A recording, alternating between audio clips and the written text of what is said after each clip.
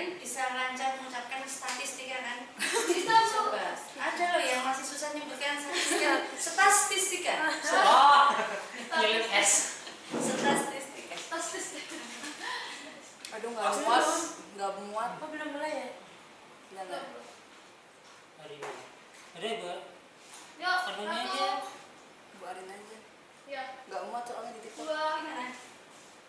Ya. Ya, di record, direkam dulu, Direkam. di live dulu, baru Iya. nanti di share. Share ya, cepet. Oke. Satu, Satu, dua, dua. tiga. Udah, share 3, Share 2, dulu. 1. Mulai. Share. Dari live IG memang ya. Ya. Ini. Itu kayak gitu bisa ngetek-ngetek nggak sih? Kalau live itu nggak bisa. Nggak bisa ya. Paling nanti di share linknya. Bisa? Oh iya ya, misalnya ke IG saya gitu-gitu. Oh, nggak bisa Bu. Nggak bisa. Paling di komentarnya.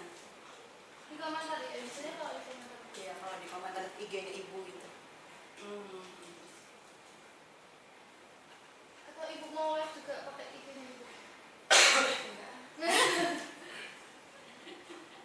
Iya ya, saya karena IG-nya itu kan live-nya akun ya. Aduh, banyak yang komen Bu. Kita nggak pakai minus. Oh guys. Oke, Bu. Ini gimana? Sebelum Ini yang di ini apa dulu? Oh. Oh, nggak bisa. Atau Udah, mulai. Assalamualaikum warahmatullahi wabarakatuh. Waalaikumsalam warahmatullahi wabarakatuh. Alhamdulillahirrahmanirrahim. Senang sekali pada kesempatan kali ini ya Sobat Med Edu, Sobat Pemat dimanapun kalian berada. Kali ini kita berkesempatan ngobrol asik ya, bincang-bincang asik nih. Kali ini dengan Bu Nur Arina Hidayati MSc. Beliau ini adalah dosen Pemat ya yang mengaku di rumpun statistika. Betul nggak Bu? Betul. Ya betul. Jadi sesuai dengan judul live kita pada kesempatan kali ini yaitu ayat-ayat semesta statistika. Jadi Bu, pada kesempatan kali ini kita bakal ngobrol-ngobrol asik ya terkait dengan tema kita sambil kita juga nanti mungkin saya memantau live di TikTok, barangkali nanti ada yang komen dan bertanya Bu terkait dengan topik yang kita bicarakan ya Bu. Oke, berbicara terkait integrasi ya antara ilmu dengan sains. Saya pernah punya sedikit cerita pada saat zaman saya sekolah dulu itu saya mendengar sebuah khutbah yang sampai sekarang itu masih melekat di dalam diri saya. Isinya begini, bahwasannya terdapat 4 golongan manusia di dunia ini berdasarkan hubungan. Ya, hubungan yang dimaksud yaitu hubungan dengan Allah yang disebut dengan hablu minallah dan hubungan dengan manusia yang biasa disebut juga dengan hablu minannas. Nah, hubungan antara dengan Allah dan dengan manusia ini seperti kita ketahui di dalam matematika itu ya ini belum menyangkut ke statistik Bu, tapi jika di dalam matematika itu bisa tergambar dalam koordinat kartesius. Bahwasanya dalam sumbu Y itu mengingatkan kita kepada hubungan kita dengan Allah dan di sumbu X itu mengingatkan hubungan kita dengan sama manusia. Dan golongan yang akan masuk surga kedepannya adalah yang memiliki hubungan baik dengan Allah dan yang memiliki hubungan baik dengan manusia. Nah itu merupakan salah satu kita sebagai yang sehari-hari dekat dengan matematika gitu, Ya. kayak mendengar kajian ya, kajian keislaman gitu yang menyangkut pautkan dengan matematika itu rasanya tuh kayak asik gitu, kayak seneng gitu Bu. Apalagi nanti kalau misalnya ada ayat-ayat yang bisa kita kaitkan dengan matematika, khususnya pada kesempatan kali ini yaitu dengan statistika. Mungkin itu Bu, pemantik dari saya. Mungkin silakan kepada Bu Arin untuk memberikan pemantiknya biar nanti pemirsa-pemirsa kita juga bisa menyampaikan pertanyaan-pertanyaan. Oke. Monggo. Baik, terima kasih. Bismillahirrahmanirrahim. Assalamualaikum warahmatullahi wabarakatuh. Waalaikumsalam. Raditu billahi robba wa bil islami dina wa bi Muhammadin nabiyya wa rasulah. Rabbi zidni ilma warzuqni fahma. Rabbi shrah li sadri wa yassir li amri wahlul 'uqdatam min lisani yafqahu qawli. Ya. Saya tadi diawali Mas Bintang tadi jadi terinspirasi bahwa alumni PEMAT itu juga berpotensi sebagai ustadz ya. Amin, insyaallah. Sudah luas gitu ya. Jadi tidak hanya mumpuni dalam keilmuan umum, saya tadi juga dalam agama ya. Dan memang seperti itulah sesungguhnya ilmu pengetahuan itu diciptakan. Jadi tidak ada dikotomi ilmu ya Mas ya. Tidak ada dikotomi ilmu, tidak ada pembeda antara ilmu umum dan ilmu agama gitu ya. Tetapi itulah yang kemudian selalu digaungkan oleh orang-orang yang Islamophobia yang bertakut dengan Islam, bahwa ilmu agama dan ilmu umum itu adalah sesuatu yang saling menegasikan, yang saling bertentangan, yang saling menghilangkan. Karena memang dengan tujuan bahwa ilmu Allah itu lenyap dari muka bumi ini meskipun tidak akan pernah bisa ya. Artinya kemudian orang-orang yang mengedepankan akal yang kemudian menafikan kebenaran Allah itu mengharapkan memang terjadi itu di pemisahan antara ilmu agama dan ilmu umum, dan itulah menjadi salah satu yang menyebabkan kemunduran Islam ya Mas Bintang ya. Dan harapan kita bersama ke depan kejayaan Islam itu akan kita raih kembali begitu ya, salah satunya melalui ilmu matematika gitu ya. Baik, tadi saya kira pemantik yang luar biasa ya teman-teman semua. Apa yang disampaikan Mas Bintang kaitannya dengan matematika, begitu bagaimana relasinya, hubungannya dengan Al-Quran gitu ya. Baik, saya akan mulai dengan sebuah firman Allah ya, surat Ali Imran ayat 190 ya, yang berbunyi A'udzubillahi minasyaitonirrajim. Bismillahirrahmanirrahim. Inna fi khalqis samawati wal ardi wa ikhtilafil laili wan nahari laayatil liulil albab ya. Bahwa sesungguhnya dalam setiap penciptaan langit dan bumi dan tentu semua yang ada di dalamnya gitu ya, serta pergantian siang dan malam itu terdapat tanda-tanda kebesaran Allah bagi orang-orang yang beriman. Albab berakal. Ya, jadi catatannya tadi bagi orang-orang yang berakal. Jadi orang-orang yang berakal akallah yang dapat mengambil hikmah di balik setiap penciptaan gitu ya. Termasuk dalam kita mempelajari matematika gitu ya. Dalam mempelajari matematika kita tentu menggunakan akal kita, yang menggunakan logika kita, tetapi kita berpikir harus meta nih. Meta itu di balik itu tuh ada apa? Nah, itu yang kemudian kita harus mampu kesana, apalagi sebagai seorang muslim ya, adik mahasiswa dengan matematika UAD yang mana juga mempelajari ada ini ya, integrasi dengan keislaman ya. Nah, itu harus bisa bagaimana menghubungkan antara matematika dengan ayat-ayat Allah gitu ya. Nah, saya berbicara matematika, sekarang ke statistika gitu ya. Kalau berbicara matematika, statistika ini jadi saya menyinggung sedikit nih ya. Sebenarnya matematika dan statistika itu satu keilmuan atau sama atau tidak menurut Mas Bintang? Saya jadi yang tanya ya. Ya, ada yang mengatakan matematika itu statistika itu matematika gitu ya, karena matematika identik dengan angka. Statistika pun begitu ya, hitung-hitungan dan sebagainya gitu ya. Nah, ini untuk tahap awal boleh lah ya, statistika itu yang matematika, tapi nanti di level yang lebih tinggi ada yang mengatakan bahwa statistika itu bukan matematika, berbeda, karena cara berpikirnya ada yang berbeda. Nah, itu nanti di level yang lain ya, di sisi yang lain kita bahas. Tapi di sini kita akan mengaitkan khususnya dengan statistika dengan Al-Quran ya, ayat-ayat kita. Jadi ternyata banyak sekali di dalam Al-Quran ayat-ayat yang menunjukkan atau kemudian dekat dengan yang kita pelajari di ilmu statistika. Statistika itu apa Mas Bintang? Ilmu yang mempelajari tentang pengolahan data. Oke, ya. Ilmu yang mempelajari tentang bagaimana mengolah data gitu ya. Untuk mendapatkan informasi, mengumpulkan data, mengolah data. Kemudian dari data-data itu kita menganalisis dan menyajikan gitu ya, dan kemudian mendapatkan informasi yang bisa kita peroleh ya, sehingga dari informasi itu kita bisa melakukan banyak hal gitu ya. Itu adalah statistika gitu ya.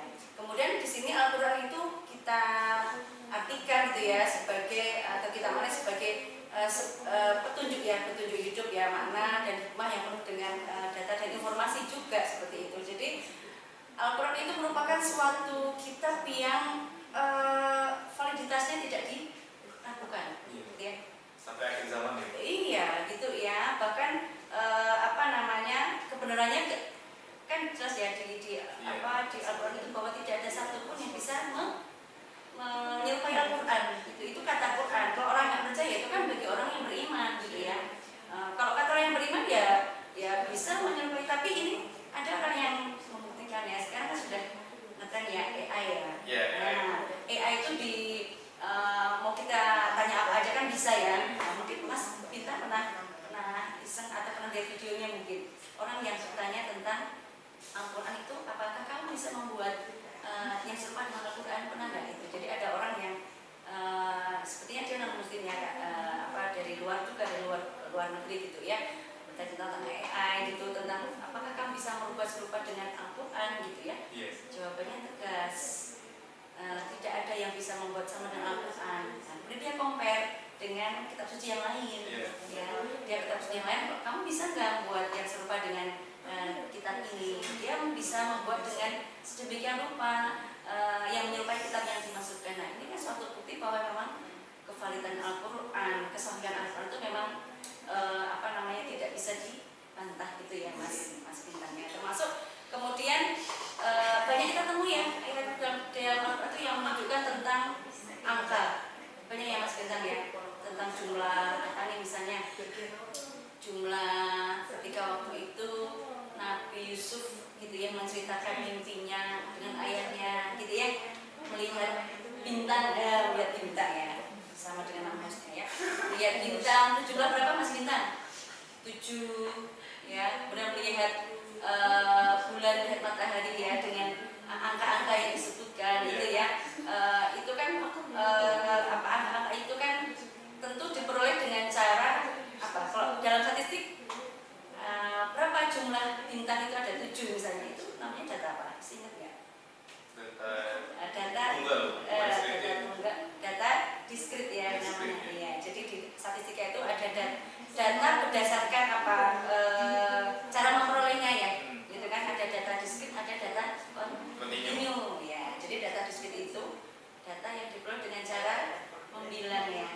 Membilang. Jadi 1, 2, 3, 4 dan seterusnya ya, atau mencatat ya. Itu dalam Al-Quran banyak sekali data-data tentang menunjukkan data-data diskrit gitu ya, yang tentu itu dengan kevalidan yang sangat tinggi. Ada juga data kontinu ya. Saya di sini sudah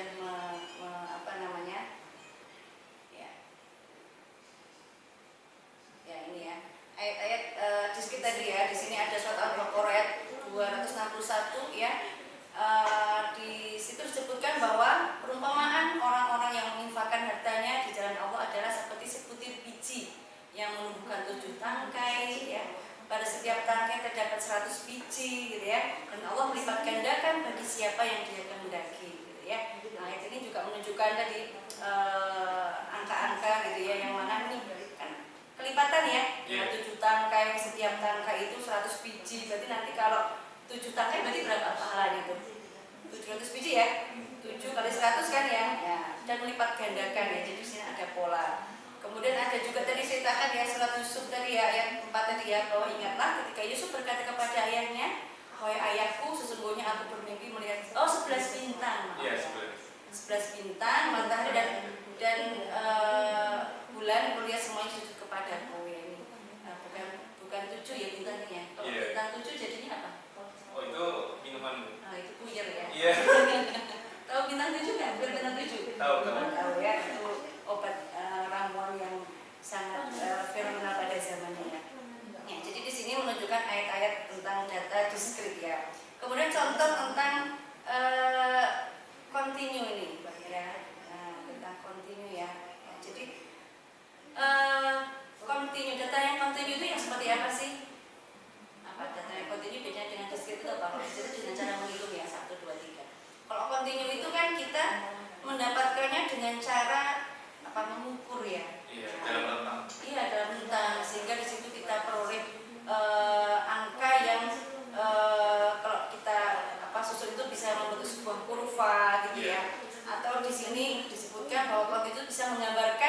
sesuatu yang tidak terputus ya kan, terus gitu ya, membentuk sebuah kurva ya, dan dapat diukur dari sesuatu yang sangat kecil dan tidak terbatas. Kalau baca terus kan gitu ya, ya banyak yang membentuk sebuah kurva gitu ya, dimana contohnya seperti waktu ya, pergerakan gitu ya, kemudian fenomena alam ya, yang mana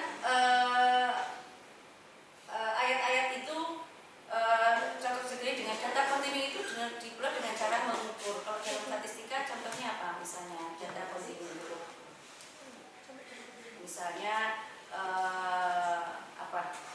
berat badan ya. Berat badan itu data diskrit apa kontinu Mas Bintang? Berat badan diskrit. Masa sih emang kalau timbangannya dari 52 ke 53 kan enggak ya, 52 dari 52 setengah. Oh iya, 52 betul setengah. enggak? Iya, Nah, karena kita biasa ya kan, kita coba tentang.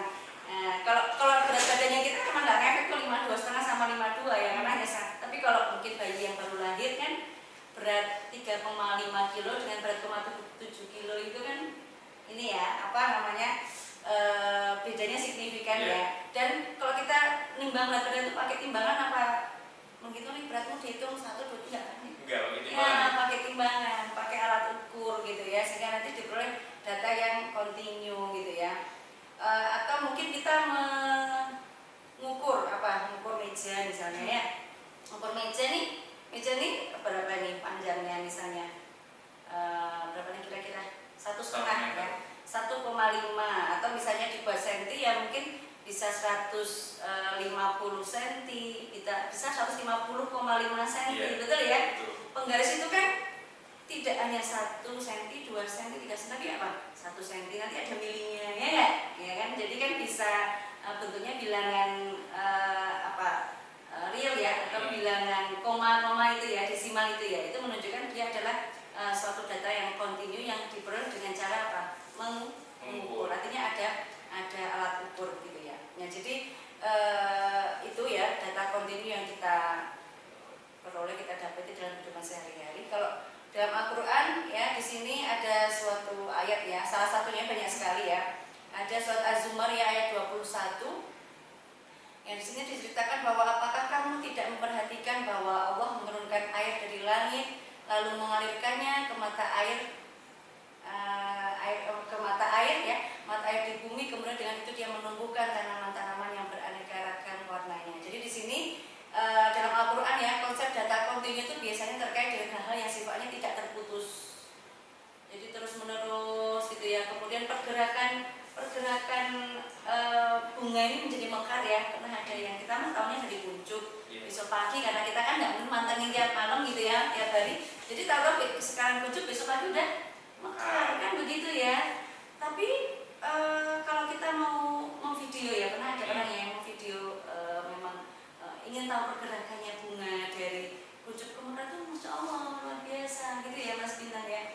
Jadi dari yang kuncup kemudian mekar menjadi sebuah bunga yang seperti itu, prosesnya itu luar biasa. Nah itu kan kumpulan waktu detik, menit, bahkan milidetik gitu ya, sehingga menjadi sebuah bunga yang luar biasa. Itu juga tentu adalah merupakan proses kontinu gitu ya, tidak pernah terus. Dan itulah kemudian sangat dekat sekali begitu ya, data-data ya yang kita mungkin kalau kita di statistika kan begitu ya, kita observasi kemudian mencatat gitu ya. Tapi kalau kita merenung lebih dalam, kita melihat fenomena-fenomena alam itu banyak sekali pergerakan-pergerakan, dan itu isinya semua data gitu ya. Misalnya saja kalau orang biologi ya mengamati misalnya tanaman ini ya, pergerakannya dalam 1 hari bisa 1 minggu tumbuh berapa senti gitu ya.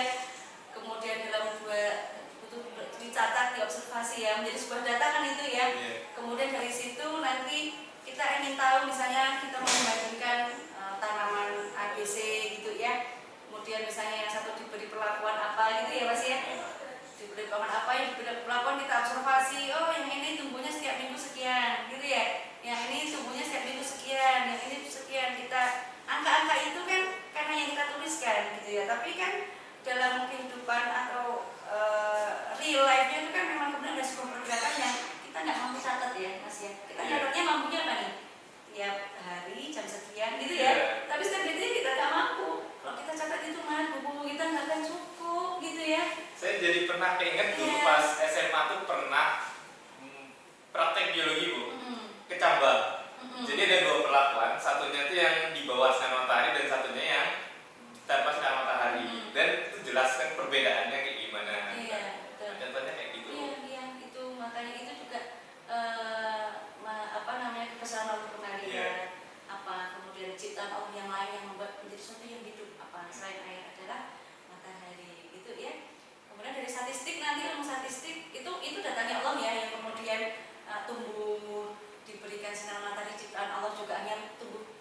tumbuhnya berbeda dengan yang tidak di sinar matahari gitu ya. Kita sebagai orang statistika nih akhirnya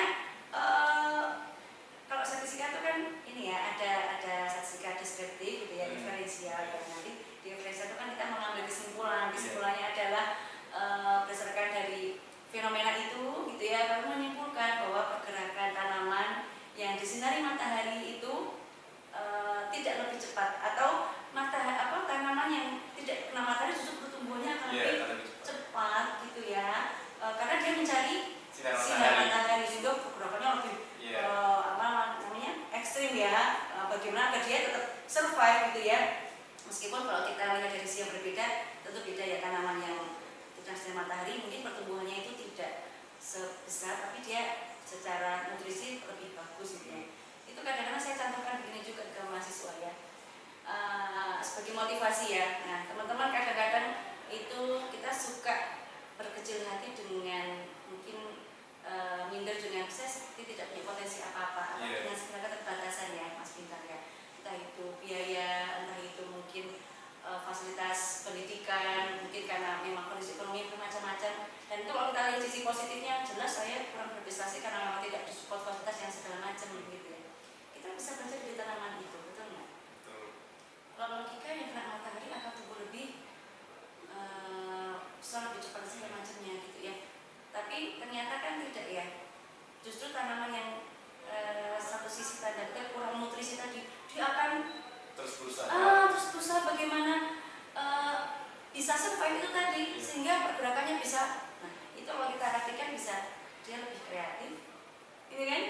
Bagaimana caranya dia survive? Dia harus cari jalan tuh, gitu. Dia harus kreatif, dia harus mencari peluang sebesarnya bagaimana saya mendapatkan matahari sehingga saya tidak kalah atau tidak terkalahkan oleh yang tadi si tanaman satu yang secara fasilitas mungkin memadai gitu ya. Itu jadi motivasi, artinya keterbatasan kita itu bisa menjadi potensi kita untuk terus melejit ya. Nah, itu kita bisa mengambil hikmah di balik setiap fenomena gitu ya Mas Bintang, jadi kemana-mana juga ya. Memang itulah kita di orang yang berakal itu pasti akan bisa mengambil hikmah dari setiap fenomena itu ya. Cuma kadang-kadang kita itu tersilakan dengan sesuatu yang cepat pasrah. Iya, cepat pasrah. Barangkali kita kurang merenung, kita kurang muhasabah ya, bahwa setiap yang kita lihat itu pasti ada maksud Allah ya dalam setiap penciptaan. Itu ya kaitannya dengan fenomena alam gitu ya. Nah kemudian ini tadi ya, ini yang penting dalam awal ya. Kita tadi kan statistik itu kan data ya, mendata ya. Artinya kemudian untuk memperoleh sebuah data kan kita tentu ya dengan observasi gitu ya kalau itu, atau dengan mengukur tadi kan ya, untuk memperoleh suatu data kemudian mencatat kan begitu ya. Kalau Mas Bintang mau skripsi itu kan cari datanya kan nggak mungkin ngarang gitu ya, nggak mungkin ngarang gitu, nggak mungkin ngawang-ngawang gitu kan, meskipun sekarang sudah banyak penyedia jasa ya. Tapi saya kira proses pengumpulan data di lapangan itu saya kira akan menempa sendiri gitu ya, bagaimana kemudian dinamisnya kita memperoleh data, sehingga kemudian apa, mencatat ya, kita mencatat kemudian kita membuat juga dalam juga apa ya, pentingnya mencatat dan menghitung ya. Dalam Al-Baqarah ayat 182 itu ada beberapa perintah ya, ada, saya mau tiga ayat di sini ya. Al-Baqarah ayat 282 ya, kayak orang yang beriman, apabila kamu bermuamalah dan tidak secara tunai untuk waktu yang ditentukan, maka hendaklah kamu menuliskannya. Nah ini penting, urusan muamalah hutang berhutang ya teman-teman. Ini jadi kemana-mana ya. Kalau menghutangi teman, jangan suka untuk mencatat gitu ya, atau teman juga mencatat, karena itu akan menjadi bukti ya bahwa kita ada transaksi ya. Itu Al-Quran sudah jelas menerangkan itu, sehingga kalau ada teman yang mencatat karena hutang, jangan dianggap kamu gitu aja hitungan ya, memang harus dihitung. Udah jelas ini ayatnya gitu ya, karena kebelakangnya urusan muamalah ini kalau nggak beres di urusan dunia sampai akhirnya juga nggak beres Mas Bintang ya. Kalau urusannya kita sama Allah aja, urusan Allah itu kan maha pengampun ya. Ini saya jadi nanti kaitannya dengan tingkat kesalahan dan sebuah penelitian. Allah itu kan maha pengampun ya. Kita urusannya sama Allah, urusan selesai. Kalau Allah maaf, kita tobat gitu ya, tapi tobatnya juga jangan asal manusia masalah hutang aja gitu ya. Ya sampai kan nggak selesai, harus selesai ya. Termasuk urusan muamalah hutang-hutang ya. Sekarang ini urusan hutang-hutang ini luar biasa ya Mas Bintang ya. Marak sekali ya.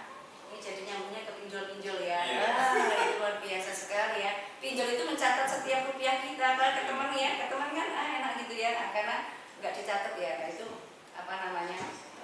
Kemudian ada surat An-Nisa 58 ya. Dan hendaklah ada 2 orang saksi di antara kamu apabila kamu mengadakan transaksi misalnya ya. Nah, itu menjadi penting karena menjadi saksi gitu ya. Ini dalam konteks mencatat tadi ya. Kemudian ada Al-Maidah 106 nih, orang beriman apabila kamu mengerjakan sholat maka cucilah mukamu dengan sabun. Oh ini apa ya di sini konteksnya ya? Apa nih Mas Bintang nih menghitung dan mencatat di sini mengejar sholat maka cucilah muka, cucilah tanganmu sampai ke siku gitu ya, sampai ke apa? Ini kan yang wajib ya, yang sunnah kan apa? Mengusap kepala gitu ya. Jadi intinya di sini adalah